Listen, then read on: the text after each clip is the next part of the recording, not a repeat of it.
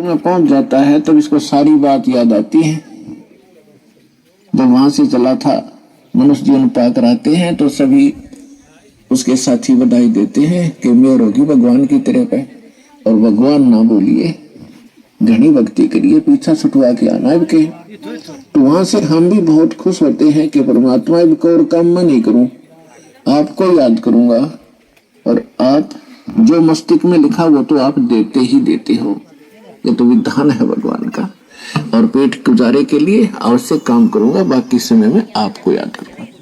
तो यहाँ आने के बाद इसको इतनी भूल गिर देता है ये काल कि ये पिछला सब भूल जाता है, और नए सिरे से इसकी पढ़ाई शुरू होती है। ये तेरा चाचा या तेरी चाची, ये तेरा मामा, ये तेरा बुआ, तेरी बुआ, और इस तरह से फिर इसको पढ़ा करके ये सांसारिक ये मंत्र, माया कैसे इकट्ठी करनी चाहिए, बड़ी कोठी बना ले, बड़ी इज्जत हो जाएगी, तो ये नए मंत्र सिखाए जाते हैं इसको। और जब ये सत्संग में आता है तो इसको पता चलता है कि एक काम और आवश्यक था इस मानव शरीर का, जो शुरू भी नहीं किया।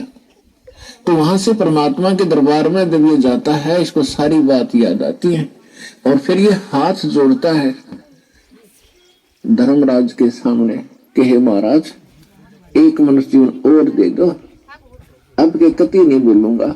धर्मराज फिर उसकी पिछली हिस्ट्री चालू कर देता है।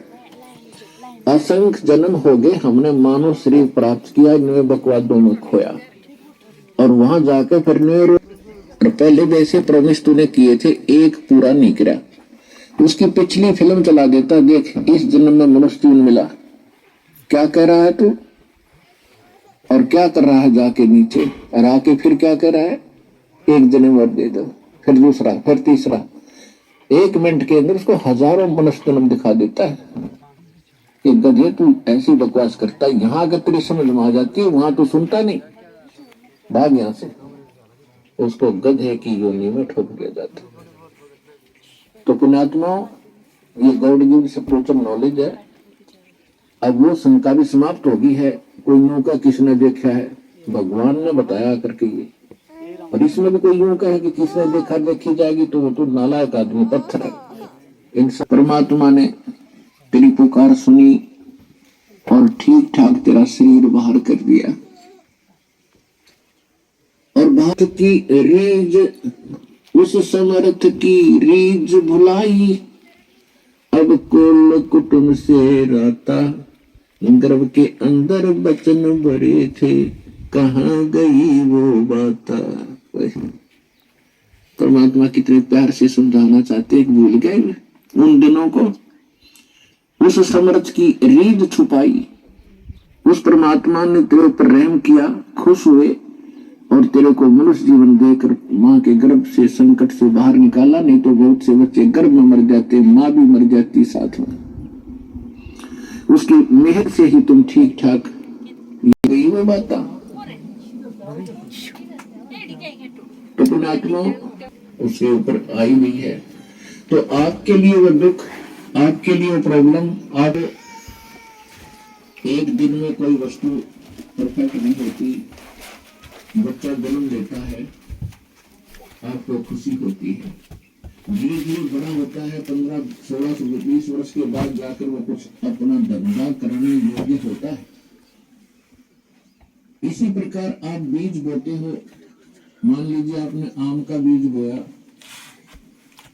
उसकी परवरिश की, देखभाल की, तो दादना फिर पेड़ बन गया, और पेड़ बढ़ने के बाद फिर उसका फल लगेंगे। इतने फल लगेंगे कि लगभग हो जाएगा, आप भी खा लोगे, रिश्तेदार भी छिप लेंगे। ठीक इसी प्रकार आज आपको, जिनको आज मंत्र मिला है, उन्होंने आज ये सत भक्ति बनाना, बाढ़ बनाने का मतलब है मर्यादा रखना। जैसे माली का मतलब है जो उस प्रोसेस से परिचित, उसका विद्वान है, बाग बगीचे लाने वाला, वो बीज बोता है और उसमें सैकड़ों पानी घड़े डालता है, वाटर पानी के, और धीरे धीरे वो बड़ा होता। त्याग कर भगवान के लिए जंगल में जा बैठे, लेकिन लेकिन वो आम का पेड़ ना होने से, आम का बीज ना बोने से बबूल का बीज बो लिया, उनमें सिद्धियां आ गई।